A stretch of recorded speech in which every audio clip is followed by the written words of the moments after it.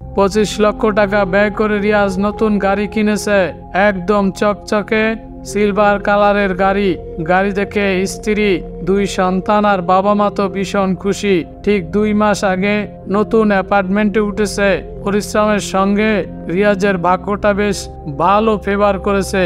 বছর বছর চাকরিতে পদোন্নতি পাচ্ছে, বেতন বেড়ে চলছে হু হু করে। তাই দ্রুত ব্যাংক লোন নিয়ে সেই টাকায় বাড়ি গাড়ি সব কিনে ফেললো। সংসারে যেন আনন্দের বন্যা বইছে। সেই সুবাদে রিয়াজ বাসায় একটি পার্টি দিল। অফিস কলিগরা দুপুর থেকে বিকেল আর আত্মীয় স্বজনরা সন্ধ্যা থেকে রাত পর্যন্ত আমন্ত্রিত ছিল। বেশ হই হুল্লোড় আর খাওয়া দাওয়ায় রিয়াজ পার্টি শেষ করলো। সবাই বেশ খুশি আর রিয়াজের প্রশংসায় পঞ্চমুখ। সকাল হলে রিয়াজ গাড়ি করে অফিস করবে, ছেলেমেয়েরা স্কুলে যাবে, স্ত্রী গাড়ি করে শপিংয়ে যাবে, গ্রামে বেড়াতে গেলেও গাড়ি করে যাবে।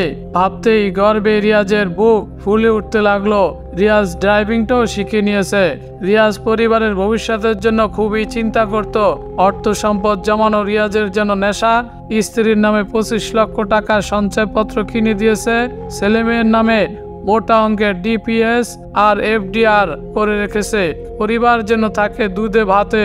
4 মাস পরের কথা, গাড়ি অ্যাক্সিডেন্ট করে রিয়াজ মারা গেল। সেই এক বিভীষিকাময় মৃত্যু। কাভার্ড ভ্যানের সাথে মুখোমুখি সংঘর্ষ। Spot dead. ড্রাইভারটা প্রথম থেকে রাব চালাতো। রিয়াজ যতদিন চালিয়েছে ধীরে সুস্থই চালিয়েছে, কোনো সমস্যা হয় নাই। ড্রাইভারের বেসামাল গতি এই দুর্ঘটনার বড় একটা কারণ। কয়েকবার সতর্ক করার পরও পরিবর্তন হয়নি, আর এখন তো সব শেষ হয়ে গেল। সারা বাড়ি জুড়ে শোকের মাতম। স্ত্রী, সন্তান, মা বাবা, আত্মীয় স্বজন সবাই কান্নায় ভেঙে পড়ছে। রিয়াজের মা এই বয়সে এমন শোক কিছুতেই মেনে নিতে পারছে না। বারবার মূর্ছা যাচ্ছেন। স্ত্রী যেন শোকে পাথর হয়ে গেছে। সন্তান দুটো হাউমাউ করে কাঁদছে। এই সুখের সংসারটা ভেঙে খান খান হয়ে গেল। রিয়াজের লাশ গ্যারেজে শুয়ে রাখা হয়েছে। সারা শরীর থেকে রক্ত শুয়ে পড়ছে। লাশের খাটে সাদা কাপড় দিয়ে ঢেকে রাখা হয়েছে। একটু পর পর সবাই এসে মুখটা শেষবারের মতো দেখে আবার ডেকে দিয়ে যাচ্ছে। একটু পর জানাজা পড়ানো হবে। মৃত রিয়াজ সবার আহাজারি আফসোস দেখছে। ওর কেন যেন বিরক্ত লাগছে, কিন্তু কিছুই বলতে পারছে না। হুজুর আসলো, জানাজা পড়ানো হলো, কবর দেওয়া হলো। কবর হতে হতে রাত প্রায় 12টা বেজে গেল। সবাই ফিরে গেছে। এখন কবরস্থানে আর কেউ নেই। 2 জন ফেরেশতা এসে মুখ গোমরা করে রিয়াজকে কিছু প্রশ্ন করতে লাগলো।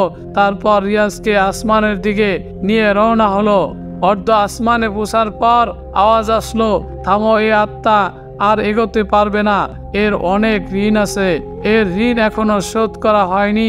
ঋণ শোধ না হওয়া পর্যন্ত গ্রহণযোগ্যতা পাবে না। ওকে যেখান থেকে নিয়ে এসেছো সেখানে নিয়ে যাও। রিয়াজকে আবার কবরে নিয়ে আসা হলো। কবরে রিয়াজের খুবই কষ্ট হচ্ছিল। রিয়াজ চিৎকার করে স্ত্রীকে বলছে, আমার ঋণগুলো তাড়াতাড়ি পরিশোধ করে দাও। তোমার নামে আমার করা সঞ্চয়পত্রগুলো ভেঙে ফেলো। ছেলে মেয়েদের নামে সমস্ত ডিপিএস আর এফডিআর গুলো ভেঙে ফেলো। আমি আর এ যন্ত্রণা সহ্য করতে পারছি না। কিন্তু না, রিয়াজের চিৎকার কারো কাছে পৌঁছালো না। এভাবে 6 মাস চলে গেল। রিয়াজের ঋণগুলো কেউ শোধ করলো না।